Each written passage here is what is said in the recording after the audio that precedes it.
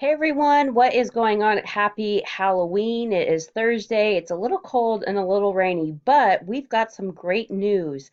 Yesterday, the feds announced that they were lowering the federal funds rate, which, if many of you guys have been following me, know that that doesn't actually directly impact the fixed mortgage rates because, as we know, fixed mortgage rates are directly tied to these 10-year Treasury bonds, which is what we're looking at here. But there is an indirect relationship. And so I wanted to give you a quick market update. This, if many of you are tuning in for the first time, is how I track how rates are going to be performing, meaning this is a chart that is tracking the price of bonds because the price of bonds are what cause the interest rates to go up and down. So here's the price. It's 102, 101.8, 101.6. The price is over here, and at the bottom we see the dates. So what you can see is towards the end of August is when the price of bonds were at their highs, and this is when interest rates hit an all-time low. They actually hit the lowest point that they'd been since 2016.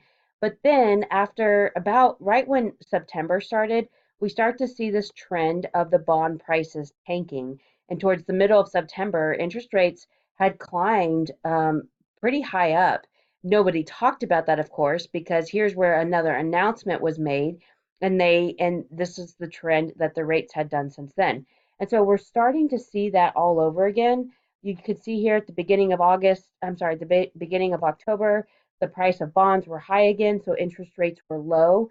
And then we were anticipating this federal funds announcement on the 30th, and all the signs were pointing to we were going to be lowering that federal funds rate again. So we expected this same trend that we saw here, where we go down and then we come back up. And sure enough, here we are coming down and here we are coming back up. In fact, this is the candlestick today, the middle of the day on the 31st.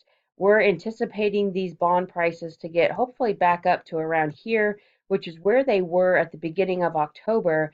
And this is where we're going to be locking a lot of our loans in. Last week, we got quite a bit of contracts and we were floating the interest rates because we were anticipating these bonds to get back up to here. So follow along. As you know, we update rates every single Friday on my website at www.themortgagenerd.com, or feel free to email me, call me, Facebook, Instagram, you name it.